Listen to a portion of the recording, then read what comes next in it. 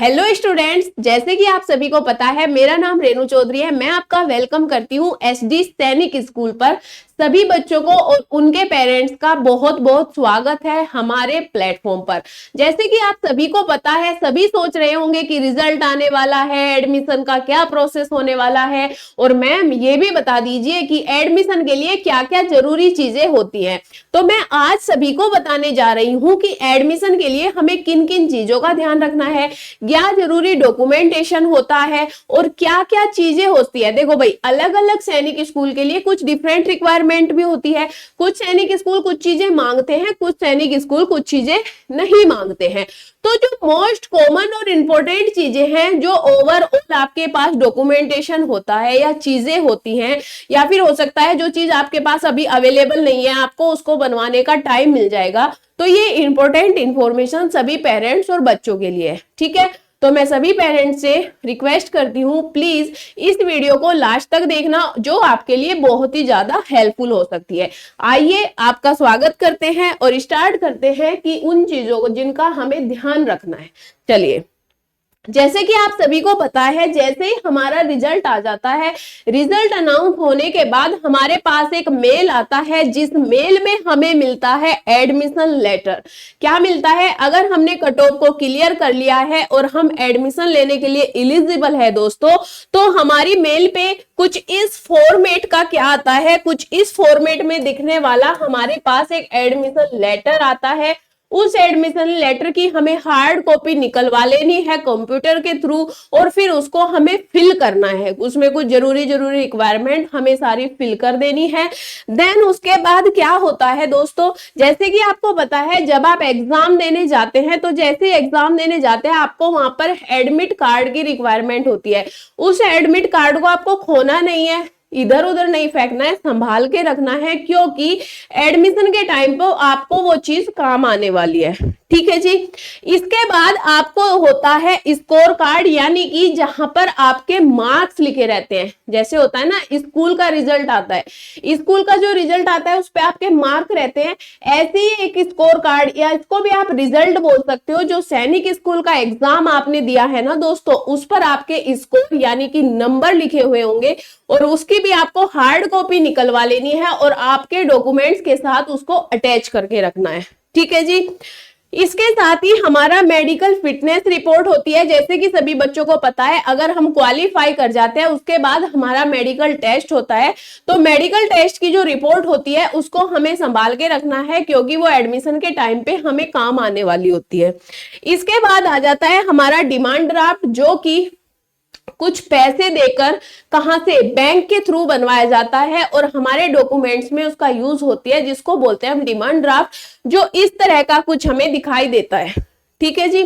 इसके बाद हमारे पास एक बायोडेटा फॉर्म होना चाहिए, जिसके अंदर आपकी हर चीज लिखी रहनी चाहिए, कहाँ पे आप पैदा हुए हो, आपका नेम, सारी चीजें आपकी एक बायोडेटा के अंदर सब कुछ फिलअप होगी, और उस बायोडेटा में जो भी चीजें आपने इंक्लूड की होंगी वो सब उसके नीचे अटैच होती जाएंगी।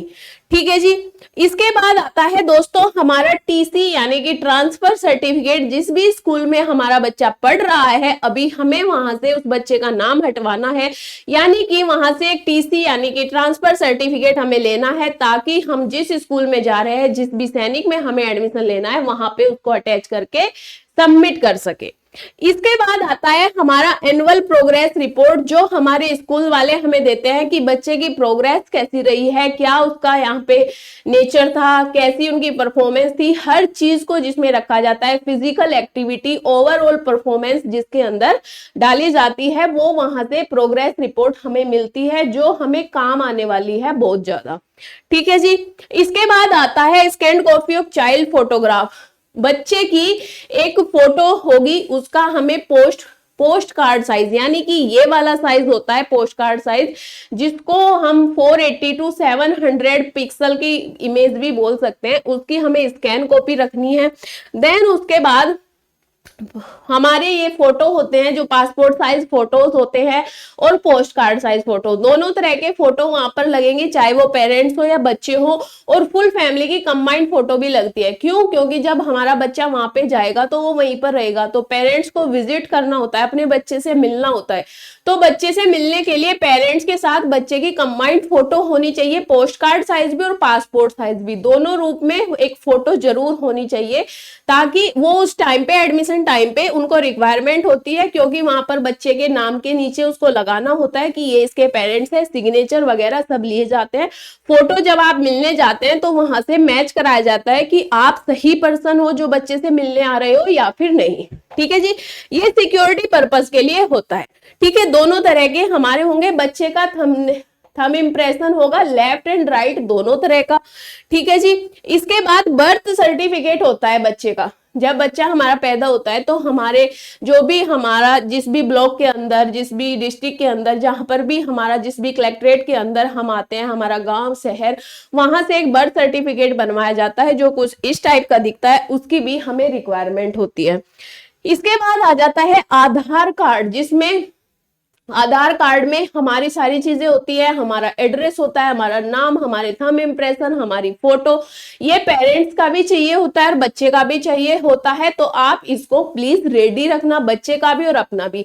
और जितने भी डॉक्यूमेंट्स मैं दोस्तों आपको बता रही हूँ ना, इनकी हार्ड कॉपी और इनकी सॉफ्ट कॉपी आपके पास अवेलेबल होनी चाहिए, फोटो स्टेट भी आपके पास अवेलेबल होनी चाहिए, कोई भी रिक्वायरमेंट, कोई भी चीज ऐसी ना हो कि आप मिस कर जाओ, इसलिए ये आपके लिए हेल्पफुल होने वाला है। इसके बाद आता है हमारा डोमिसाइल सर्टिफिकेट, यानी कि हम कहां से रहने वाले हैं, हम कहां के रहने वाले हैं, हमारा एरिया, हमारा घर, डिस्ट्रिक्ट, शहर, सिटी, यानी जहां से भी हम रहने वाले हैं वहां का डोमिसाइल यानी कि निवास प्रमाण पत्र वहां से बनवाया जाता है। निवास प्रमाण पत्र को ही हम डोमिसाइल सर्टिफिकेट बोलते हैं, जो हमारा रहने का प्रूफ होता है कि यस हम यहाँ के रहने वाले हैं। ठीक है जी, इसके बाद आ जाता है हमारा कास्ट सर्टिफिकेट, यानी कि जाति प्रमाण पत्र जिसको हम बोलते हैं, यो केवल ओबीसी, ईडब्ल्यूएस, एससी और एसटी लोगों के लिए होता है, जनरल कैटेगरी के लिए ये नहीं होता है, क्योंकि जनरल तो ऑल ओवर इंडिया सभी होते हैं, बट अगर जिनको अदर कास्ट सर्टिफिकेट की जरूरत होती है, जिन्होंने अलग से रिलैक्सेशन ले रखा होता है, चाहे वो ओबीसी हो, ईडब्ल्यूएस हो, एससी एसटी हो, तो उनके पास अपना कास्ट सर्टिफिकेट अवेलेबल होना चाहिए। इसके बाद आता है हमारा सर्विंग सर्टिफिकेट। अगर बच्चे के पापा गवर्नमेंट जॉब में है, डिफेंस में है, तो उनके पास सर्विंग सर्टिफिकेट होना चाहिए, जो कुछ इस टाइप का उन्हें दिखाई देगा, आर्मी, एयरफोर्स, नेवी, अगर किसी में भी उसके पापा जॉब करते हैं। ठीक है जी, अगर फादर रिटायर्ड हो चुके हैं, अगर फादर सर्विंग नहीं है, रिटायर्ड हो चुके हैं, तो रिटायर होने के बाद एक पीपीओ नंबर मिलता है, वो हमारे पास अवेलेबल होने चाहिए, उसकी फोटो कॉपी भी हमारे पास अवेलेबल होनी चाहिए, ताकि एडमिशन टाइम पे हमें वो चीजें काम आ सके, क्योंकि हर छोटी से छोटी चीज की रिक्वायरमेंट होती है, और दैट टाइम एडमिशन के टाइम वो लोग आपसे मांगते हैं, तो हमारे पास अवेलेबल ना हो तो डिले हो सकता है या कैंसिल भी हो सकता है। तो हर चीज के लिए हमें क्या रहना है, हर चीज को माइंड को स्टेबल रखना है कि ये चीजें हमारे पास होनी चाहिए। ठीक है जी, इसके बाद आ जाता है इनकम सर्टिफिकेट। जो भी आपके फादर की इनकम सर्टिफिकेट होता है या जो भी सैलरी होती है उसका एक सर्टिफिकेट बनता है, जैसे जाति प्रमाण पत्र, निवास प्रमाण पत्र बनता है, ऐसे ही हमारी सैलरी का सर्टिफिकेट बनता है, तो वो भी आपके पास होना चाहिए, जिसको हम आय प्रमाण पत्र बोल देते हैं। इसके बाद आता है जिस भी स्कूल में बच्चा पढ़ रहा है ना, स्कूल स्टडिंग सर्टिफिकेट, केवल उन स्कूल के लिए जो न्यू सैनिक स्कूल में अभी पढ़ रहे हैं, जो हमारे न्यू सैनिक स्कूल बने रहे हैं, वो पहले नहीं थे, अगर उन स्कूल में बच्चा पढ़ रहा है तो वहां से एक सर्टिफिकेट मिलेगा, वो आपके पास होना चाहिए। इसके बाद आता है अडॉप्शन डीड, यानी कि सपोज करो बच्चा आपने गोद लिया हुआ है ना, अगर बच्चे को आपने गोद लिया हुआ है, जिस सर्टिफिकेट, जिन कागजात के थ्रू आपने उस बच्चे को गोद लिया था, उनकी फोटोकॉपी और हमारे जो ओरिजिनल डॉक्यूमेंट है वो आपके पास होने चाहिए, क्योंकि आपको अडॉप्शन डीड जो आपको मिली हुई है उसका आपके पास प्रूफ होना चाहिए कि यस ये बच्चा हमने गोद लिया हुआ है। ठीक है जी, इसके बाद आपको आई होप कि आपको ये सब चीजें अच्छे से समझ आई होगी। ये वो वाली सारी एडिशनल चीजें हैं जिनका हमें बहुत अच्छे से ध्यान रखना है, क्योंकि आखिरकार हमारा बच्चा सैनिक स्कूल में जा रहा है, उसकी लाइफ अच्छी होने वाली है, तो हम ये चाहेंगे कि कोई भी कमी ना रह जाए किसी भी प्रकार की। अगर आपको हमारे साथ जुड़ना, हमारे साथ बातें करना अच्छा लगता है तो आपको पता है कि एसडी सैनिक स्कूल पर हमारे साथ जुड़े रहिए। अगर कोई भी आपके बच्चे या आपके रिश्तेदार कोई भी सैनिक स्कूल या जेएनवी स्कूल में जाना चाहते हैं तो एसडी सैनिक स्कूल के साथ जुड़ना ना भूले। लाइक शेयर सब्सक्राइब करना तो बनता है। थैंक यू सो मच दोस्तों।